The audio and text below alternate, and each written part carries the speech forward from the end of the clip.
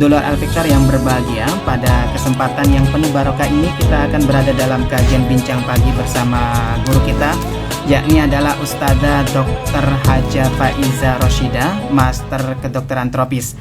Beliau adalah seorang dokter da'iyah, public speaker yang membahas seputar persoalan perempuan, keluarga, generasi, dan kesehatan dalam Islam. Anda juga nanti berkesempatan untuk bisa bergabung dengan kami dulur di 081234939390, atau Anda bisa ikuti kajian pada pagi hari ini melalui live streaming Instagram Radio Al-Victor dan aplikasi streaming Radio Al-Victor yang telah tersedia di Play Store. Baik dulur Al-Victor, beliau juga telah hadir di studio. Mari kita sapa beliau bersama-sama. Assalamualaikum warahmatullahi wabarakatuh, Ustazah. Waalaikumsalam warahmatullahi wabarakatuh. Alhamdulillah, sehat walafiat hari ini Ustazah. Insyaallah alhamdulillah. Semoga Mas Ishak, semua dulur-dulur Al-Victor juga semuanya dalam keadaan sehat walafiat. Amin. Semoga dalam keadaan diberkahi semua urusan kita pada pagi hari ini juga. Amin, amin ya rabbal alamin. Begitu juga panjenengan dan keluarga Ustazah di musim-musim yang penuh dengan insya Allah sehat semuanya Ustazah. Alhamdulillah.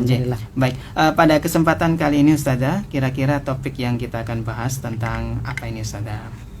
Ya, saya ingin menjadikan kesempatan on air pada pagi hari ini Mas Ishak untuk menguatkan betul. Menguatkan para keluarga muslim ketika kemudian dalam perjalanan pernikahan yang kita jalani itu pasti ada ujian-ujian di sana dan pasti ya kenapa saya ingin mengambil kesempatan ini untuk menjadikan momentum untuk kita saling menguatkan karena mungkin beberapa hari-hari terakhir kita agak sering mendengar satu sisi ada para bapak yang kemudian mungkin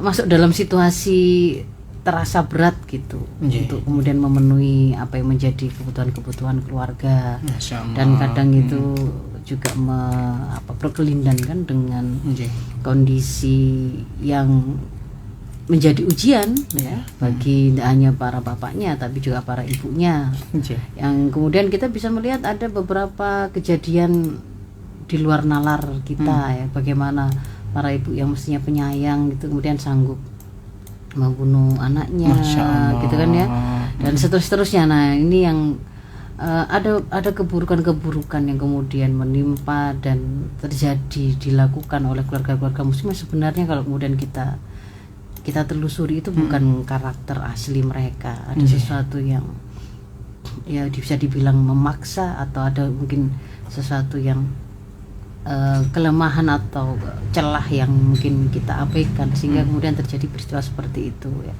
Implikasi berikutnya yang kemudian kita khawatirkan pada generasi muda itu kan sudah mulai banyak juga kita mendengar lafaz-lafaz mereka trauma dengan pernikahan.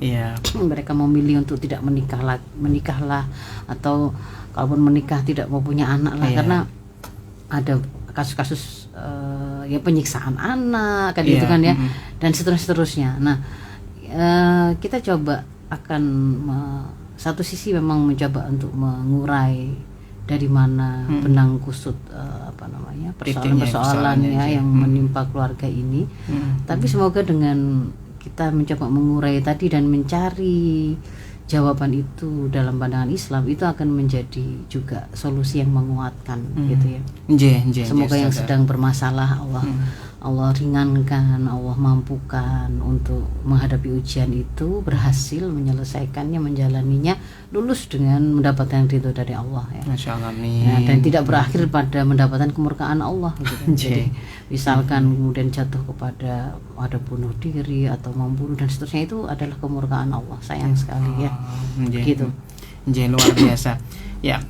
Ini merupakan sebuah gambaran untuk kita pelajari, terutama di kehidupan yang nyata ini, Ustaz Anje. Ya. Baik dulur El Victor, mari kita simak kajian pada pagi hari ini dengan topik yang pastinya menguatkan keluarga saat ujian pernikahan itu melanda. Anda juga nanti bisa bergabung dulur dengan kami di 081234939390. Baik Ustazah, disilahkan, monggo. Ya.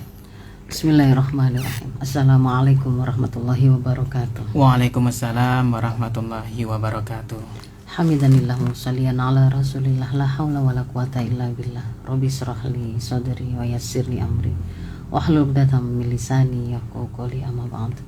Alhamdulillahirabbil alamin. Dulur El Victor sekalian, sahabat-sahabat yang menyimak perbincangan pada pagi hari ini, baik melalui live IG Radio El Victor maupun melalui live Facebook saya, Faizah Rosyida, maupun yang sedang mungkin dalam perjalanan ya. Biasanya yang menyimak langsung melalui radio FM. Alhamdulillah, dulur-dulur El Victor semoga semua dalam keadaan sehat walafiat, keluarganya juga sehat ya. Dan Allah berkahi semua urusan kita, karena kalau sudah keberkahan itu ada, insya Allah sesuatu yang kelihatannya dalam hitungan manusia itu kayaknya sempit, kayaknya kurang, kayaknya nggak cukup, akan Allah cukupkan, bahkan akan Allah tambah kebaikan di dalamnya, akan Allah tambah kenikmatan di dalamnya. Amin ya Allah. Nah, Dulur Victor, sahabat-sahabat yang menyimak kita pada pagi hari ini, kalau kita bicara ujian pernikahan ya, siapapun tidak akan pernah merasa memiliki keyakinan 100% bahwa pernikahannya itu pasti akan menjadi pernikahan yang aman, begitu ya. Iya, betul. Kalaupun kemudian kita hari ini berbagi, itu bukan karena kita merasa pasti pernikahan saya itu adalah sebuah teladan, enggak seperti itu. Tetapi bahwa kita menginginkan, justru karena kita ingin mendapatkan keberkahan dari Allah dalam pernikahan kita, maka kita kemudian berbagi bahwa di dalam Islam itu ada tuntunannya, ada tuntunan bagaimana kita itu bisa mendapatkan pernikahan yang barokah, begitu ya, pernikahan yang membawa kepada kebaikan, yang menambah kenikmatan yang ada, menambah kebaikan yang ada. Dan semua kita belajar untuk mencoba mengikuti apa yang kemudian nanti kita kaji bersama yang dituntunkan itu. Jadi bukan karena kita merasa layak pernikahan kita itu menjadi prototipenya misalkan, tidak, tetapi karena kita memang berusaha untuk ingin meraih kebaikan itu, dan karena kemudian kita tahu bahwa kebaikan itu sudah ada tuntunan dalam Islam, kita berbagi di situ. Masya Allah. Kalau dari sisi pernikahan berapa lama, mungkin kalau saya dibandingkan dengan orang-orang lain ada jauh yang lebih banyak ya. Saya baru 23 tahun ya. 23 tahun ya, jalan ke 24 tahun. Mungkin di luar sana ada banyak yang jauh lebih lama dari itu. Atau karena mana juga ada dulu El Victor yang konsultasi dengan saya, dan memang ternyata beliaunya jauh lebih senior begitu ya. Jadi ketika kemudian bertanya tentang di antara ujian pernikahan itu, beberapa kali terlontarkan sepertinya itu bahwa apa yang saya sampaikan itu tidak cukup untuk beliau dengar karena mungkin belum mengalami, mengalami begitu. Karena saya baru menikah 23 tahun, beliau mungkin sudah lebih dari 30. Nah, kalau kayak begitulah susah nanti siapa yang bisa membantu beliau ya. Jadi dengarkan saja. Kalau misalkan ini kok yang bicara kok lebih muda dari saya, kok yang bicara ini kok pernikahannya masih lebih singkat, lebih sedikit durasinya daripada saya. Dengarkan saja, seandainya kemudian yang disampaikan itu adalah dari Islam, terimalah itu karena Islamnya, bukan karena lihat siapa yang menyampaikannya gitu, ya. Ya, jadi bahwa kalau kemudian kita bicara pernikahan sebagai bagian dari kehidupan, kehidupan itu pasti ada ujiannya, pasti ada ujiannya. Kan niscayaan hidup itu adalah memang ada ujian di situ, Kalau nggak mau menghadapi ujian ya memang sedih ya, ini gimana ya, berarti nggak usah hidup. Tetapi kan gitu kan ya, persoalannya ketika kemudian kita ndak hidup pun itu juga nggak berarti kemudian sudah selesai gitu ya. Apa kesulitan yang kita hadapi, istirahat sesungguhnya benar-benar kita itu akan berbahagia tanpa ada sedikit pun ketidaknyamanan atau kesakitan atau penderitaan ya ketika di surga kan gitu kan ya. Maka kan ujungnya itu kan kita berharap berakhirnya kita nanti di surga mendapatkan ridha Allah dan surganya Allah. Nah, kalau kita bicara ujian pernikahan, yang mana sih yang disebut sebagai ujian pernikahan? Saya sempat googling yang kalau dalam versi orang-orang gitu ya, atau situs-situs yang berbicara tentang pernikahan, itu yang dimaksud dengan ujian pernikahan itu apa? Itu ada kemudian dikumpulkan gitu Mas Ishak ya. Ada yang mengumpulkannya berdasarkan perjalanan lamanya pernikahan. Jadi misalkan pengalaman berarti maksudnya ya. Ya, misalkan awal, biasanya awal-awal itu ada pada masalah perjuangan finansial, ekonomi, begitu. Kemudian yang berikutnya juga karena masih adaptasi, karakternya ternyata berbeda. Karena pada waktu misalkan itu sekian lama pacaran kan nggak pernah lihat dia ngoroknya seperti apa gitu misalkan. Ketika kemudian menikah, ternyata ngoroknya itu seisi rumah misalkan gitu. Nah, misalkan ada kayak begitu ya. Kemudian juga mulai adaptasi, masih awal-awal adaptasi mengurus urusan-urusan rumah tangga, bahkan hal-hal yang sifatnya kecil seperti aktivitas bersih-bersih begitu sehari-hari. Kok jadinya kok saya merasa seperti pembantu di rumah ini misalnya begitu kan ya, atau kemudian merasa tidak ada pembagian untuk urusan-urusan di rumah ini, mengerjakan urusan rumah. Belum nanti ketika kemudian ada urusannya juga dengan keluarga besar.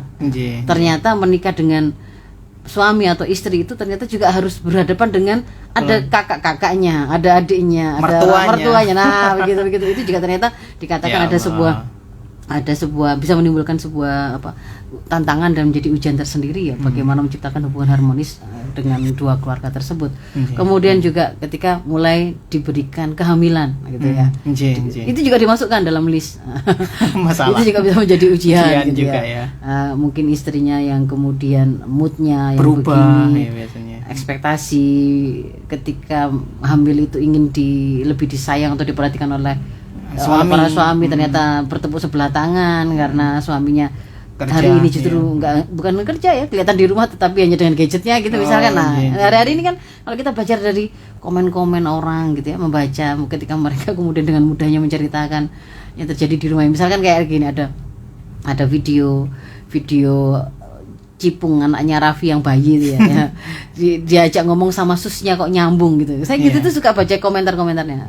Komentarnya itu gini, nanti komentarnya itu ada misalnya mama Cipung lebih nyambung diajak ngobrol daripada suamiku kayak gitu kan ya. Misalkan gitu ya. Jadi sampai segitunya begitu ya, karena dianggap yaitu tadi tidak diperhatikan dan seterusnya. Kemudian setelah lahir anak itu juga dianggap itu juga sebuah fase ujian tersendiri karena ada tantangannya ya, nggak sekedar ekonomi dari sisi menyekolahkan, tapi juga ternyata kemudian bagaimana rewelnya membutuhkan kesabaran dan seterusnya. Nah itu berikutnya lagi ternyata ada ujian tentang ketidaksetiaan. Nah banyak perselingkuhan. Nah ya, seperti itu. Kemudian juga berikutnya menua mereka ya.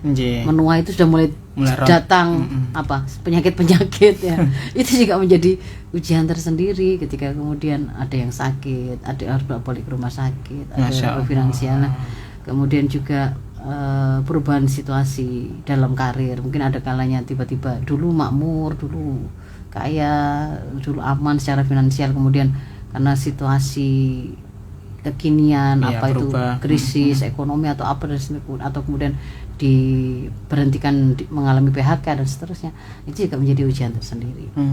Bahkan kemudian seandainya pun itu sudah berhasil dilewati dan tinggal kembali berdua saja, tadinya anaknya itu 6, pun sekarang di masa-masa tua itu akhirnya kembali berdua, mungkin nanti akan kembali bersatu, seorang diri kembali kalau misalkan pasangan sudah tidak ada. Meninggal. Itu juga menjadi sebuah ujian. Masya Allah. Jadi kalau dilihat dengan perspektif semua fase itu bisa menjadi ujian ya bisa, tetapi kita juga bisa menjadikan fakta yang sama dengan perspektif itu adalah di antara kenikmatan yang Allah berikan kepada kita, kesempatan untuk mendapatkan nikmat merasakan kebahagiaan dengan dihadirkannya kehamilan, diberi kesempatan menikah, dihadirkannya kehamilan, dihadirkannya pasangan kan ya. Kita bisa membaca fakta berantakannya rumah karena ada anak yang aktif main, itu sebagai sesuatu yang melelahkan seperti ujian gitu ya, melelahkan.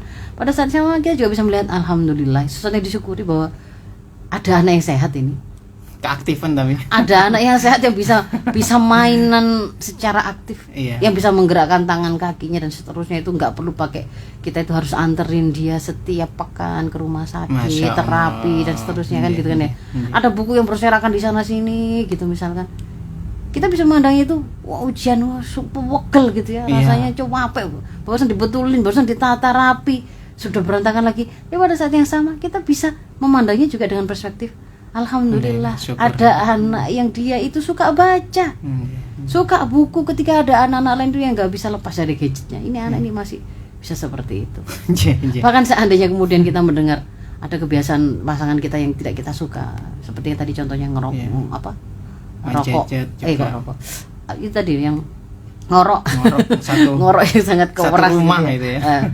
Karena memang juga ada yang seperti itu ya. Kita nggak di rumah saja, kalau masih bisa naik pesawat, ambil pesawat yang pagi hari seperti subuh gitu ya, jam 5 itu di atas pesawat juga banyak itu yang seluruh pesawat dengar gitu ya. Itu ketika kemudian dianggap sebagai ganggu sekali, ada nggak bisa tidur misalnya begitu ya di rumah itu. Pada saat yang sama kita itu juga bisa memandangnya dengan sebuah perspektif bahwa alhamdulillah masih ada pasangannya berarti. Karena ketika itu tidak ada, suara itu tidak ada, artinya dia tidak ada. Sudah tidak ada pasangan kita yang begitu tadi. Istrinya ngomel tiap pagi kan untuk seperti musik yang mengiringi anak itu persiapan untuk sekolah, untuk menyiapkan ini itu dan seterusnya. Dirasa mengganggu karena dianggap oleh suami itu cerewet, tetapi ketika itu tidak ada, itu artinya tidak ada orangnya itu, kan begitu.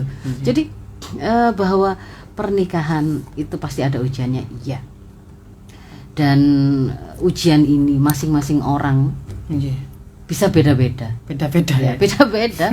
Ada yang diuji itu nggak menikah, nggak nemu pasangan.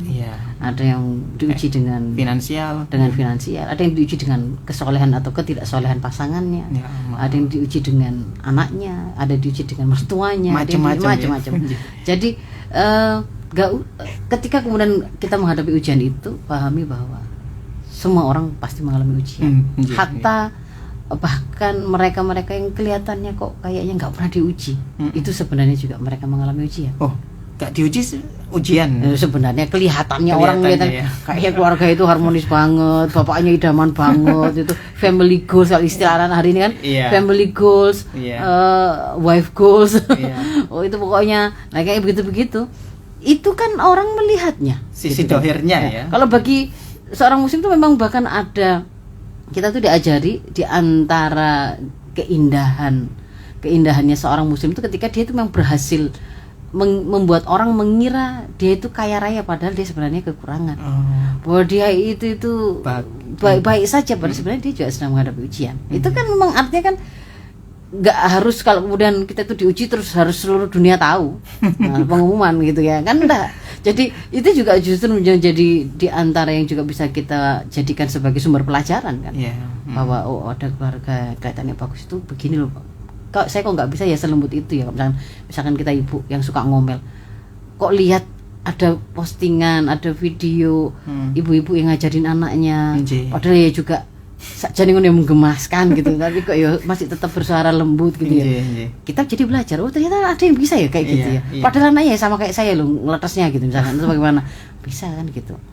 Ada para bapak yang juga susah sebenarnya menjalani tanggung jawab beliau untuk mencari nafkah di luar itu ya, menghadapi orang itu di jalanan yang macet, ujian cuaca, ujian persaingan dengan yang lain, partner dan seterusnya, teman-teman kerjanya gitu ya.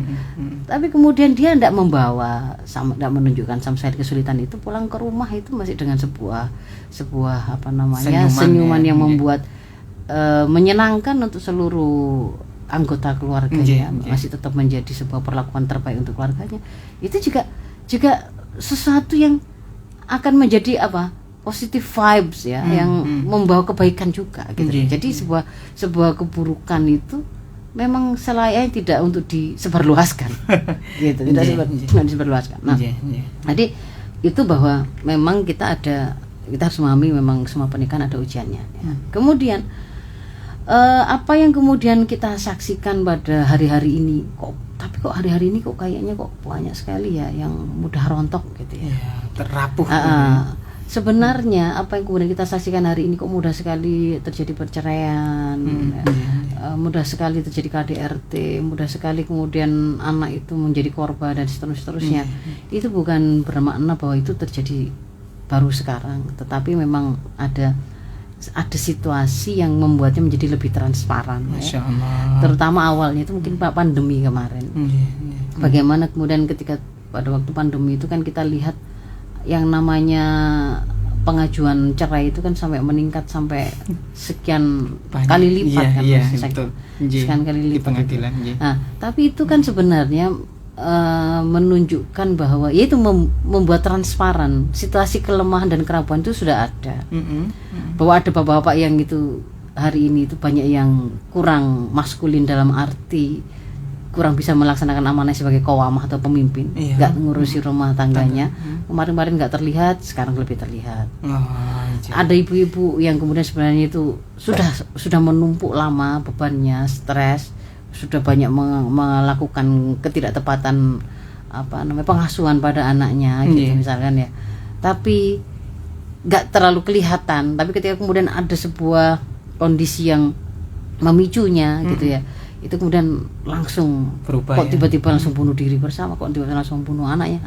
Itu bukan tiba-tiba, tetapi ada kelemahan yang sebelumnya sudah memang terjadi. Nah, kita kan berharapnya jadi tidak semata membacanya ini prosesnya itu bisa diselesaikan dalam waktu singkat. Sebagaimana kerusakan ini terjadi tidak dalam waktu singkat, tapi ada sebuah proses kerapuhan yang memang berjalan. Maka kita juga harus tetap punya semangat meskipun seandainya upaya perbaikan dan penguatan yang kita lakukan itu membutuhkan effort yang keras yang membutuhkan waktu, maka harus terus bersabar gitu ya, jangan mudah menyerah. Nah, jadi apa saja yang kemudian perlu kita nasihatkan kepada diri kita ketika satu ujian itu tiba. Yang pertama adalah kita paham bahwa apapun ujian itu bisa berbentuk apapun, Mas Ishak. Apapun itu bisa menjadi ujian. Tapi sebelum itu tuh mungkin ujian itu ada kelaziman kehidupan ya. Jadi sudah saya sampaikan, ujian itu adalah kelaziman kehidupan. Kalau kita membuka nanti mungkin Dulur Victor bisa membaca di Al-Baqarah ayat 155 di sana. Memang Allah menyampaikan kalau Allah itu akan menguji kita dengan al-khauf, rasa takut, khawatir ya. Juga dengan kelaparan, walju, naqsmin amwal ya, kekurangan harta, kemiskinan, kemudian jiwa itu ya juga sakit kah, kehilangan nyawa kah, kematian kah, gitu ya. Itu bagian dari di situ juga. Juga kenikmatan seperti buah-buahan, wastamarot itu ya. Jadi memang akan ada ujian itu gitu, dan bentuknya memang macam-macam. Jadi kalau kemudian kita menghadapi ujian tadi berarti kan ini memang kelazimannya kehidupan. Namanya saya orang hidup ya pasti akan ada ujian. Maka tidak perlu panik, hadapi. Yang membuat kita itu merasa tenang saat menghadapi ujian itu kan sebenarnya bukan pada masalah sulit atau mudahnya ujiannya, Mas Ishak. Misalkan gini, kita ujian pakai komparasi atau perumpamaan ya. Kalau kita itu ujian kuliah gitu ya, ujian sekolah. Mau soalnya itu sesulit apa, tapi kalau kemudian kita itu tahu cara menjawabnya, meskipun tahunya itu barusan tadi, pada waktu nggak sengaja buka, kok pas soalnya itu pas kita baca kunci jawabannya, cara jawabnya begini, kok keluar itu di soal yang kemudian ujian yang kita hadapi, meskipun baru kita tahu tadi cara mengerjakannya, tapi ketika kemudian soal itu kemudian disampaikan ke kita, ujian itu disampaikan ke kita, maka kita juga merasa tenang. Saya tahu, kan begitu kan. Jadi di situ kita bisa lihat bahwa sebenarnya untuk kemudian membuat kita itu bisa menghadapi ujian, ketenangan itu diantara yang akan membuat kita itu bisa menjalaninya dengan lebih tenang, tidak gerusa-gerusu, tidak ngawur, tidak karena itu karena kita ada ilmunya. Ada ilmunya, makanya mengilmunya. Makanya di antara mengilmui tadi itu adalah mengilmui bahwa ujian itu kelaziman kehidupan. Nah, itu salah satu ilmunya kan. Lalu yang kedua, bahwa apa sih yang bisa jadi ujian? Apapun. Ilmu kedua ini Mas Isa. Apapun bisa jadi ujian. Bisa berupa kenikmatan, bisa berupa kesengsaraan, bisa berupa kelapangan, bisa berupa kesempitan. Orang diuji itu masalah anak misalkan, itu bisa karena banyak anak, bisa karena tidak ada anak. Iya kan? Repot ya Ustaz. Iya. Diuji pasangannya, bisa karena pasangannya itu dalam pandangan dia itu kurang cantik, bisa juga karena terlalu cantik. Kan tidak kemudian ujian itu pasti yang susah-susah, yang menderita-menderita, enggak. Apapun itu bisa jadi ujian, kebaikan atau keburukan, kenikmatan ataupun kesengsaraan. Kemudian yang ketiga, bahwa ketika kemudian ujian hidup ini datang, gitu ya, kita diminta untuk meyakini bahwa yang sebenarnya yang mendatangkan peristiwa apapun dan mengizinkan kejadian apapun di kerajaan ini, kerajaan Allah ini, ya Allah yang mengizinkannya. Gitu. Sehingga ketika ada ujian itu tiba dalam bentuk apapun itu, ya, kok saya jadi yatim ketika masih kecil, kenapa kok kemudian orang tua saya, tahunya misalnya anak itu kan ya orang tuanya kok bercerai ketika sejak kecil, misalkan seperti itu, atau kemudian anaknya dilahirkan dalam keadaan tidak sempurna. Ujian kan tadi itu bisa macam-macam. Nah, maka pahami bahwa berbagai macam bentuk ujian tadi itu ketika memang sudah terjadi dan itu di luar bagian dari ikhtiarinya manusia. Kalau memang itu bukan bagian dari ranah yang manusia yang mengusahakan, gitu ya. Artinya dia sudah berusaha dengan seoptimal mungkin. Ya, ikhtiarnya itu misalkan berkendaraan itu ya supaya selamat, supaya aman, itu sudah dia ikhtiari. Ternyata kemudian ada kejadian, kok ada kendaraan dari jalan di atas itu jatuh menimpa dirinya, gitu ya. Karena ada kejadian seperti itu, dia kejatuhan kendaraan dari atas, jembatan di atas itu. Nah, misalkan seperti itu, ini kan contoh di antara itu adalah qadha. Maka kalau kemudian ini adalah ujian yang itu di luar ranah ikhtiarnya manusia, pahami, yakini itu berasal dari Allah. Itu berasal dari Allah dan tidak perlu mencari-cari. Ini gara-gara sopo. Nggak perlu seperti itu. Nggak perlu seperti itu. Kenapa kok anak saya kok lahir gak ada anusnya? Ini gara-gara bapaknya kemarin waktu hamil itu nyumpel lubang tikus misalnya. Salah kalau punya keyakinan begitu. Ya Allah. Ya. Kenapa kok kemudian sampai suami saya ini mati? Gara-gara tetangga nggak mau nggak mau meminjamkan mobilnya untuk bawa ke rumah sakit misalkan, atau karena misalnya begitu. Tidak perlu nyari begitu, karena itu nanti bukannya malah kita itu bisa menyelesaikan, tetapi berandai-andai itu, andai saja kakak saya yang ngutangi, andai saja tetangga saya meminjami, andai saja begitu, pasti nggak mati misalkan. Nah, ketika ada andai-andai begitu, maka kita justru malah menjadi celah masuknya setan untuk membuat kita memiliki sebuah keyakinan yang salah, tindakan yang salah. Jadi ilmu tentang ujian yang ketiga tadi adalah itu tadi, bahwa kita memahami itu berasal dari Allah, bukan yang lain. Gitu. Kalau itu memang bukan ranah ikhtiarnya manusia. Kemudian yang berikutnya bahwa di balik ujian itu pasti ada kebaikan, Mas Isa. Sebagaimana kalau kemudian kita sering dengar inna ma'al usri yusra.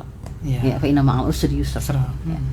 Kalau kita merasakan ada satu kesulitan, maka Allah menyampaikan sesungguhnya bersama kesulitan tadi itu ada yusra, ada kemudahan. Dan kalau dalam bahasa Arab ini bentuknya ini menunjukkan adanya penekanan dan juga pembatasan, bahwa bersama dengan si kesulitan itu memang pasti ada yang namanya kemudahan itu, Mas Isa. Supaya memudahkan memahami itu kayak gini loh, misalkan Mas Isa kedatangan tamu yang bernama sulit atau al-usr gitu. Pada waktu Mas Isa melihat waduh sulit datang, maka pada saat yang sama Mas Isa itu silakan cari, pasti bersama si sulit itu ada dua mudah, ada dua yusra yang di situ ada, gitu loh. Kalau sekarang itu belum kelihatan, yakin di situ ada dua yusra yang sedang bersama dengan si al-usr tadi. Gitu. Jadi kadang-kadang kita baru menemukan kemudahan itu setelah berlalu beberapa lama baru ternyata kemarin itu kita dikasih sulit begini ini, ternyata itu membawa kebaikan begini itu jadi kemudahan misalkan dan seterusnya. Masya Allah. Ya, jadi itu bahwa kita meyakini bahwa di balik kesulitan itu pasti ada kebaikan. Di balik kesulitan ada kemudahan.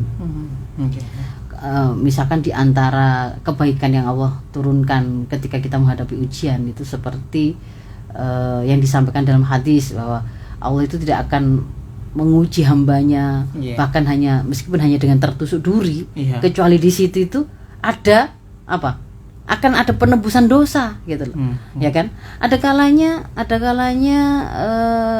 diampuninya dosa kita itu bukan karena sholat kita, bukan karena diri kita, ternyata karena kesabaran kita ketika kemudian menghadapi ujian sakit kah, ketika bersabar ketika menghadapi istri cerewet kah, gitu kan ya, ketika bersabar merawat anak yang berkebutuhan khusus kah, ya. Jadi di situ tuh pasti ada kebaikan, memang Allah janjikan ada kebaikan, gitu. Kemudian yang berikutnya terkait dengan ujian ini Mas Ishak, bahwa ketika ujian itu datang, la yukallifullahu nafsan illa wus'aha, ya. Jadi kan Allah itu menyampaikan bahwa Allah itu tidak akan memberi beban pada hambanya itu kecuali yang dia mampu. Maka ketika kemudian hari ini kita itu diberikan oleh Allah sebuah ujian, masih jomblo saja misalnya begitu, berarti kita dipandang oleh Allah mampu melewati ujian itu. Jomblo tapi tetap mulia, jomblo belum ketemu jodohnya tapi nggak zina, tapi nggak kemudian menjadi orang murahan, bisa bertahan di situ, tetap menjaga, gitu kan. Kalau kemudian kita hari ini diuji dengan kesehatan yang naik turun, bersabar di situ. Ketika itu mau hadirkan untuk kita, berarti Allah memandang kita bisa, dan makna di belakangnya lagi adalah bahwa Allah akan mampukan kita untuk menjalani ujian itu. Jadi kayak dikasih kesempatan, ini fasilitas untuk apakah kamu hendak saya ampuni dosanya, apa saya naikkan derajatnya di sisi kan gitu, ataukah kemudian di situ saya bukakan, saya mau hadirkan kemudahan-kemudahan lain di luar kesulitan itu. Nah, itu seperti itu, bahwa apapun yang kemudian diberikan kepada kita oleh Allah dalam bentuk ujian, la yukallifullahu nafsan illa wus'aha. Harus kita yakini itu saja ya. Allah tidak akan membebani seseorang, melainkan sesuai dengan kadar kesanggupannya, kapasitasnya. Masya Allah. Kemudian yang berikutnya Mas Ishak, apapun yang kita hadapi, ujian apapun yang kita hadapi, itu bisa menjadi kebaikan. Bisa menjadi kebaikan, tergantung penyikapan. Kan pernah dengar Rasul bersabda dalam satu hadis tentang ajaibnya orang-orang beriman, ya kan? Ajabali amril mu'min, inna amrahu kullahu khairan lahu, kan gitu kan ya? Ajaibnya, mengherankannya urusannya orang-orang beriman itu, semua perkaranya itu bisa jadi kebaikan untuk dia. Ketika dia itu ditimpa kesempitan, rasanya itu kayaknya itu sesuatu yang tidak menyenangkan, tapi dia bersabar, maka itu jadi kebaikan bagi dia. Dan kalau kemudian dia ditimpa kenikmatan, kelapangan, kelebihan, kayaknya sesuatu yang mudah gitu ya, dia bersyukur, itu juga jadi kebaikan bagi dia. Jadi berarti kan ujung kebaikan itu tidak ditentukan oleh baik itu, pokoknya kalau dapat nikmat bisa jadi baik gitu ya, bukan hanya nikmat saja ya ternyata. Tapi kalau ujiannya berupa kesempitan, nggak baik, itu pasti itu menderita. Enggak, ternyata kemudian tuntunan dalam Islam itu apapun bentuk ujiannya bisa jadi kebaikan. Makanya tidak selalu begini, orang miskin pasti lebih baik dari orang kaya, enggak. Sehingga kemudian yang miskin harus selalu dibela dan yang kaya tidak dibela, juga tidak begitu. Orang kaya pun, keluarga harmonis pun gitu kan ya, punya kesempatan yang sama untuk mendapatkan kemuliaan, karena sebenarnya itu juga menjadi ada ujiannya tersendiri pada dirinya yang terjadi, yang tidak ada pada misalkan yang miskin. Betul. Apakah kemudian memiliki orang tua utuh dengan ternyata kehilangan salah satu orang tua, atau tidak memiliki orang tua sejak kecil, itu pasti kemudian mengantarkan yang baik pasti yang utuh? Enggak. Oh tidak gitu. Yang utuh pasti itu yang baik, enggak. Orang tua utuh pasti anaknya baik? Belum tentu kan. Apa kemudian nggak punya orang tua sejak kecil itu pasti buruk? Belum tentu. Rasul itu justru bagaimana kemudian Allah itu menyiapkan beliau itu memberi kita teladan itu kan, memudahkan umatnya untuk mengikuti meneladani beliau. Beliau memilih menjadi orang yang tidak kaya dan berdoa minta dikumpulkan bersama orang-orang yang miskin. Beliau yatim piatu, tidak hanya yatim piatu, bahkan ketika kemudian pindah pengasuhan ke kakeknya juga meninggal dalam usia muda, pindah ke pamannya anaknya banyak, tidak terlalu kemudian fokus bisa memanjakan beliau dengan perhatian yang lebih karena memang saudara-saudaranya banyak. Tapi apakah kemudian itu menjadi sesuatu yang digambarkan sebagai sebuah keburukan? Sama sekali tidak. Bayangkan kalau misalkan kemudian yang kebaikan itu diwakili oleh sesuatu yang nilai-nilai materi atau nikmatnya itu kayaknya itu pokoknya yang lengkap gitu. Maka orang tidak akan, misalkan itu diteladankan oleh Rasul gitu ya. Nggak sanggup saya kalau kemudian harus meneladani Rasul kaya misalnya gitu kan. Kemudian beliaunya enggak pernah jadi anak yatim, enggak kan gitu, tapi memang Allah sudah menyiapkan dengan cara terbaik untuk kemudian bisa kita teladani. Jadi bahwa kebaikan itu bisa kita dapatkan dalam keadaan apapun asal tepat penyikapannya. Ketika diberi kenikmatan bersyukur, ketika diberi kesulitan bersabar, kan begitu. Maka di situ tetap akan jadi kebaikan. Nah, di antara bentuk kesabaran yang kemudian harus kita elaborasi, Mas Ishak. Ini jam berapa ini?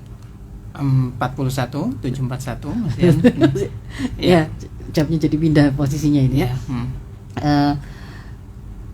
Kalau kemudian bersabar itu karena kan hari ini mungkin lebih banyak yang ternyata bisa jadi kita menghadapi situasi yang lebih ke arah yang kayaknya rasanya sulit gitu ya. Ya, maka kesabaran itu kan kalau kita menghadapi situasi kayaknya sulit, kayaknya menderita gitu tadi, itu dituntunkan untuk bersabar.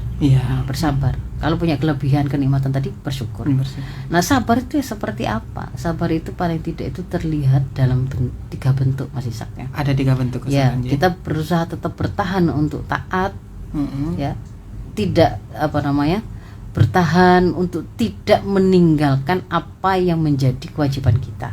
Apa yang kemudian menjadi amanah kita, ya tetap taat. Kemudian bentuk yang kedua itu adalah kita tetap bertahan untuk jangan sampai jatuh pada melakukan kemaksiatan, meskipun kondisi perekonomian susah gitu ya. Jangan pernah kepikir enak paling ya kalau kemudian menjual diri saja gitu, menjual organ orang gitu, misalkan begitu, kemudian melakukan pembunuhan. Jangan pernah kepikiran begitu.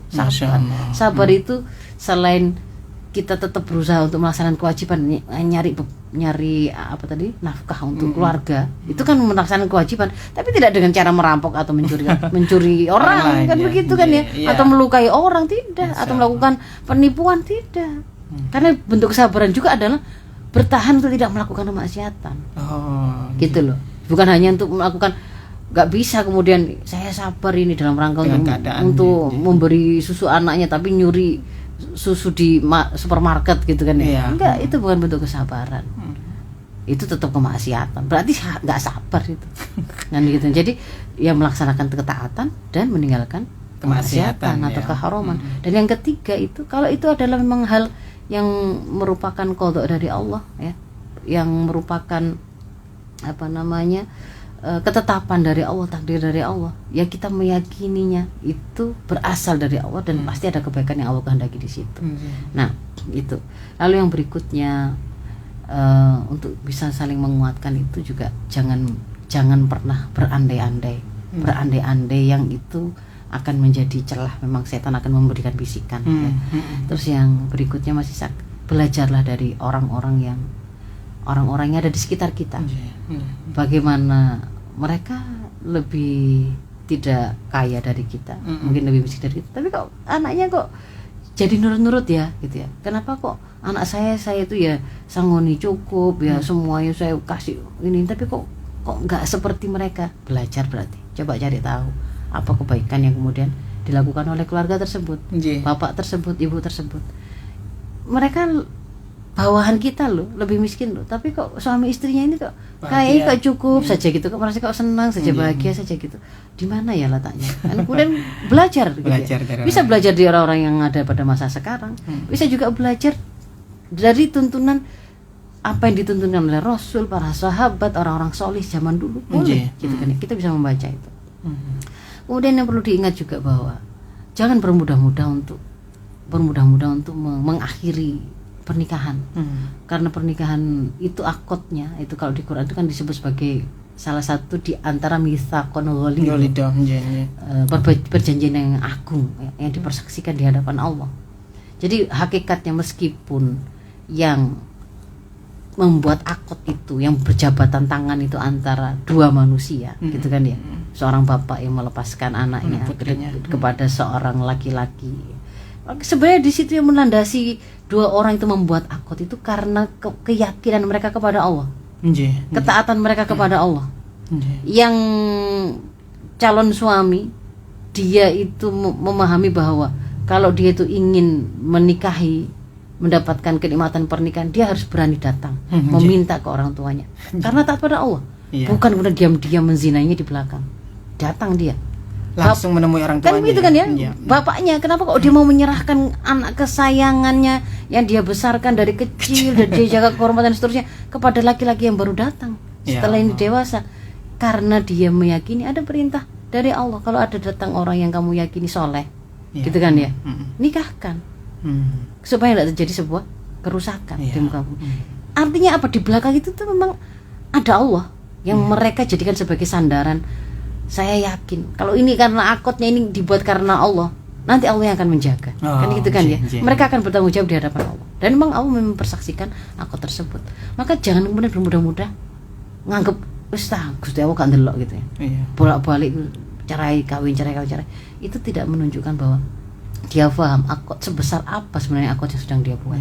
Kalaupun kemudian misalnya terjadi ujian tadi, maka berpikirnya itu bukan menenggelamkan kapal, bukan bermudah-mudah menenggelamkan kapal gitu loh. Ada kelemahan di sana sini, ada bocor sana sini gitu ya. Dudukkan. Kalau memang itu bukan sesuatu yang prinsip gitu ya. Sesuatu yang prinsip itu misalnya kayak gimana? Kalau pernikahan itu kan harusnya dia bersandarkan kepada tadi ya, Islam yang kemudian membuat dia itu ngerti tujuan akhirnya adalah kembali ke surganya Allah bersama. Ku anfusakum wa ahlikum naro. Itu kan tugasnya pemimpin keluarga, membawa sampai ketemu di surga. Jadi berlabuhnya itu kan ke sana. Rutenya supaya kemudian dia itu enggak kesasar-sasar, pakailah tuntunan Allah.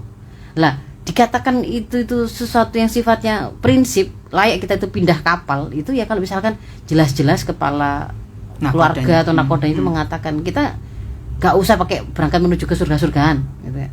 Jelas-jelas dia itu misalkan jadi pezina, jadi LGBT, jadi orang-orang yang melakukan maksiat, ketika diingatkan itu gak ada urusannya gitu ya. Gak ada surga-surgaan misalnya begitu. Menampakkan keterputusan dia dengan Allah. Dan dia memang gak hendak membawa keluarganya menuju ke surga Allah. Di situ mungkin baru kita bisa bicara. Saya harus pindah kapal. Tapi kalau kemudian cuman karena nakodanya itu loh, membedakan antara angin barat dan angin timur gak ngerti kan gitu kan ya, antara bagaimana kemudian menggoyangkan ininya, mengemudikan itu masih terbata-bata, membaca arah angin nggak terlalu ngerti, membaca map dan seterusnya keliru-keliru. Ya jangan karena perkara yang seperti itu tuh putus gitu loh, langsung memutuskan untuk tenggelam gara-gara ngoroknya nggak tertolong gitu. Berpikir cerai dan seterusnya. Jadi seperti itu mungkin Mas Ishak ya. Nanti kita lanjutkan. Ya mungkin nanti saya tambahkan lagi yang di akhir nanti kalau ada kesempatan. Baik dulu Victor, kita akan lanjutkan kembali. Jangan kemana-mana, tetap di Fajar Syiar Al Victor. Baik dulu Victor, kita lanjutkan kembali dulu bincang pagi kita bersama Ustazah Dr. Hajah Faiza Rosda, Master Kedokteran Tropis. Baik, Ustazah kita lanjutkan kembali Ustazah. Mungkin yang belum saya sampaikan tadi bahwa apa yang kemudian kita lakukan di level perseorangan ataupun keluarga ini tadi itu juga tidak bisa mencukupi Mas Ishak, karena para keluarga atau kita itu kan hidup itu di tengah-tengah masyarakat, yang di tengah masyarakat itu kan bagaimana warnanya, majemuk ya, nuansanya, itu juga di interaksinya itu kan diatur oleh kebijakan, masih saya diatur oleh kebijakan. Ada di tengah-tengah kita itu memang orang-orang yang memang kodoknya itu butuh untuk dia itu dibantu, dan tidak bisa kalau kemudian diserahkan kepada masing-masing bersainglah secara sehat, nyari kerja, kemudian semuanya disamakan.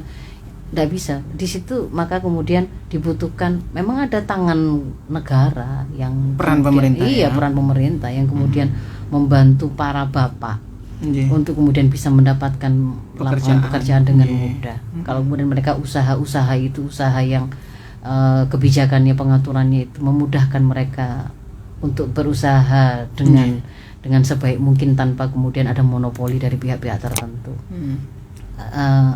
Ketika kemudian mereka tidak memiliki skill, ada fasilitas untuk membuat mereka memiliki skill. Kalau mereka tidak memiliki modal, ada mereka yang kemudian memang perlu dibantu di pemberian modal itu, begitu kan ya. Sehingga kemudian para ibu itu yang memang kalau dalam pandangan Islam itu, karena memang dia itu diberi beban, diberi amanah kehamilan, kelahiran, pengasuhan anak pada usia dini, memang dia tidak wajib untuk kerja.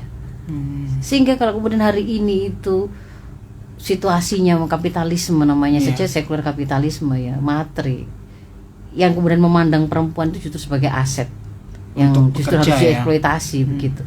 Mereka lebih banyak membuka lapangan-lapangan kerja justru untuk para ibu-ibu perempuan yang muda gitu. Biasanya kalau ibu-ibu itu setelah mereka itu sudah anak-anaknya sudah mapan, mereka itu sebenarnya siap untuk kerja, malah tidak ada lapangan kerja untuk mereka kayak begitu, ya kan. Lalu kemudian yang justru disuruh, yang dikasih lapangan kerja itu justru yang masih punya anak-anak bayi, muda-muda gitu, awal-awal dan seterusnya. Itu memang akhirnya itu membuat sebuah konflik yang mempengaruhi interaksi di tengah keluarga itu sendiri, Mas. Bapaknya susah nyari kerja, perempuannya mudah nyari kerja, dan itu yang dimudahkan untuk mereka yang memang punya beban anak kecil, pengasuhan, kehamilan, yang akhirnya menjadi buat ibunya jadi beban ganda, buat bapaknya kehilangan kemampuan qawam, gitu kan ya. Kan tidak mungkin mau bantu istrinya juga menjaga kehamilannya dengan cara mengurangi bebannya, kan nggak bisa, kerja ditinggal kehamilan nggak bisa. Jadi bagaimanapun juga tetap akan ada sebuah pembebanan ganda ketika para ibu itu harus juga memerankan sebagai dan kemudian pencari nafkah, kan gitu kan ya. Nah, tentu nggak bisa selesai kalau hanya dengan ya bapaknya dong jangan malas saja. Itu sudah bukan jadi hal yang kita perdebatkan. Ya tentulah di antara bentuk kesabaran itu para bapak misalkan nyari kerja itu susah pun tetaplah berusaha, kan gitu kan, nggak boleh menyerah.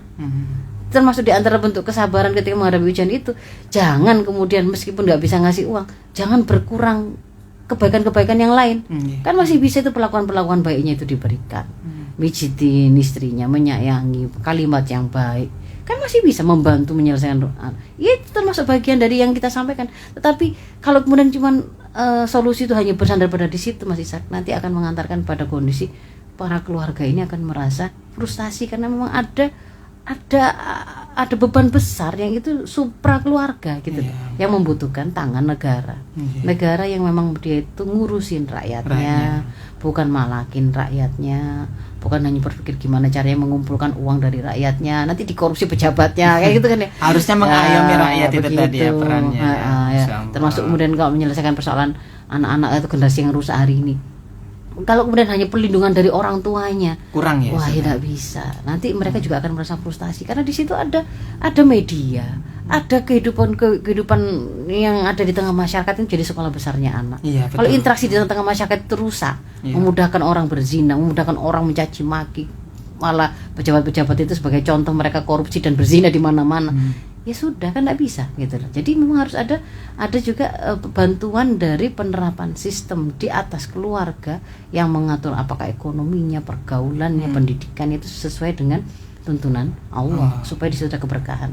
Nah, jadi kita singkatnya itu gini Mas Ishak, kalau kita itu rasanya itu hari ini itu terasa semua itu masih kurang gitu kan ya. Di dalam Islam itu kita mengenal ada konsep keberkahan. Ya kan, keberkahan itu nanti akan mencukupkan. Keberkahan itu oleh Allah letakkan atau Allah cantolkan pada kalau kita mau beriman dan bertakwa. Jadi pegang itu supaya nanti waktu kita yang kayaknya itu sempit ketemu sama anak, tapi kalau Allah berkahi, anak kita tetap soleh. Masya Allah. Rezeki yang kita bawa pulang itu sedikit, tapi kalau Allah berkahi tetap jadi kebaikan gitu ya. Baik. Ya, luar biasa. Sekarang Ustazah, kita lanjutkan interaksi ya ke dulur-dulur Health Victor. Ini ada juga yang mau minta nomor teleponnya panjenengan, ini dikasih pembuatan ini Ustazah. Boleh. Selanjutnya dari Bu Wati ya. Usia pernikahan kami itu sudah 24 tahun. Rasa sayang kepada pasangan itu kok berkurang sekali ya. Padahal kita itu rukun, jarang bertengkar, tapi rasa cinta itu sudah sangat-sangat berkurang. Yang ada hanya rasa kasihan. Memang seperti itu tah Ustazah, kalau sudah usia sekian, kalau sudah usia ini ya, usia sudah lama ini ya. Itu saja terima kasih. Ya. Makanya kalau kecintaan kita itu hanya karena pasangan, apa yang ada pada pasangan kita, karena ketampanan atau kecantikannya, karena hartanya yang banyak, karena posisi atau kedudukannya, itu sangat singkat hilang. Cepat standar itu akan hilang. Iyalah, artis-artis saja kita juga bisa lihat secantik apa dulu mereka mudanya. Ya Allah. Ternyata ya bisa tua. Dan ketika tua ya sama kan. Ternyata sama dengan kita kalau kemudian ya ada banyak artis yang usianya sama seperti saya yang 50-an gitu kan. Ya udah bisa kelihatan memang ya mereka juga bisa tua gitu kan. Meskipun dulu kayaknya namanya bintang iklan ini kayaknya begitu ya. Tapi ya itu sama juga yang laki-laki juga begitu. Sama juga dengan kemudian kalau karena hartanya, karena tubuhnya yang atletis, ketika kemudian Allah datangkan sakit saja, sudah langsung rontok gitu. Yang namanya otot-otot yang bentuk apa gitu, yang six pack atau one pack gitu, saya berubah menjadi one pack, dan kemudian kemampuan dia mencari nafkah juga kemudian berkurang. Itu akan cepat. Itulah mengapa kan tuntunannya itu ketika ada orang menikah, ada sahabat yang menikah kemudian ada yang mendoakan dia, semoga kamu segera diberi anak yang banyak gitu kan ya, kamu sejahtera gitu. Sama dia kemudian mengingatkan, jangan ucapkan seperti itu. Lalu bagaimana kalau Rasul mengajarkan, ucapkanlah barakallahu lakum wa baraka alaikum wa jama'a bainakum fi khair. Semoga keberkahan Allah untuk kalian, atas kalian, dan semoga Allah mengumpulkan kalian dalam kebaikan, kan gitu kan ya. Kenapa? Karena keberkahan, kebaikan itu tidak selalu ada pada segera punya anak, punya banyak anak, atau kemudian punya banyak kekayaan. Enggak. Berapa banyak anaknya itu yang banyak rusak kabeh. Gitu ya. Atau kaya, ternyata kaya itu justru memfasilitasi anaknya untuk narkoba, untuk zina, kemaksiatan apapun yang lain.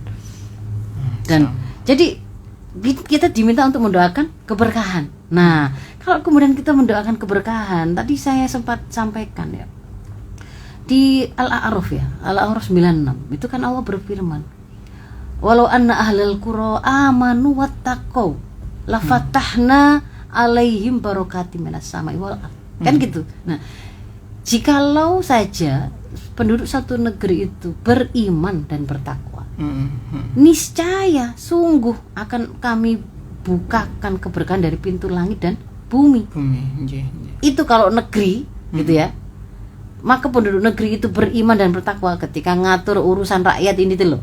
Menggunakan iman, berarti kan yakin Allah memerintahkan kita untuk ngatur apapun ini dengan aturan Allah. Bertakwa itu kan nanti kan nurut sama Allah. Ya. Ketika bagaimana sih kalau kemudian kita memiliki kekayaan alam yang melimpah begini nih? Tanya ke Islam. Ternyata di situ disampaikan oleh Rasul bahwa kalau manusia itu memiliki secara komunal, secara berserikat dalam hutan, kekayaan alam, BBM kayak gitu ya. Mineral itu. Iya, api itu kan namanya kekayaan alam di antara barang-barang tambang gitu. Itu tuh dimiliki bersama. Milik umum. Artinya milik umum itu berarti negara tidak boleh memprivatisasinya, tidak boleh mengalih tangannya kepada perorangan atau kelompok tertentu, tapi dia harus mengelolanya untuk kemudian nanti dikembalikan lagi kepada seluruh rakyat. Nah, misalnya begitu. Berarti nggak boleh ya kalau gitu ada emas di Freeport itu kita serahkan ke swasta asing, nggak boleh. Nah, itu contoh, itu namanya taat, itu namanya bertakwa dan beriman dan bertakwa. Kalau kemudian yang seperti itu yang dilakukan, niscaya akan diturunkan keberkahan dari langit dan bumi. Itu kalau level negara. Level keluarga juga sama. Gitu. Sama juga ya. Sama juga sama Mas Ishak. Kalau kemudian membangun pernikahan tadi itu karena keimanan. Tadi kan seorang calon suami datang itu karena keimanan. gitu, menemui bapaknya, meminta untuk kemudian diizinkan menikahi, lalu bapaknya melepaskan, kok percaya sama ini juga karena keimanan juga, ya. Dan dia karena ketakwaan dia mereka semuanya menempuh jalan-jalan yang diperintahkan oleh Allah, maka di situ akan Allah turunkan keberkahan. Ketika suami istri menghadapi konflik, pakai UIA gitu, harus iman, takwa, tanya ke tuntunan Islam, gimana ini kalau kemudian ada istri itu cerewet, dia akan ketemu dengan bahwa Umar bin Khattab yang paling pemberani waktu itu jadi khalifah gitu kan ya, kemudian dia itu bahkan sangat gagah perkasa yang ditakuti tidak hanya manusia, bahkan jin juga kalau ketemu setan, kalau ketemu sama dia minggir gitu, ambil jalur lain.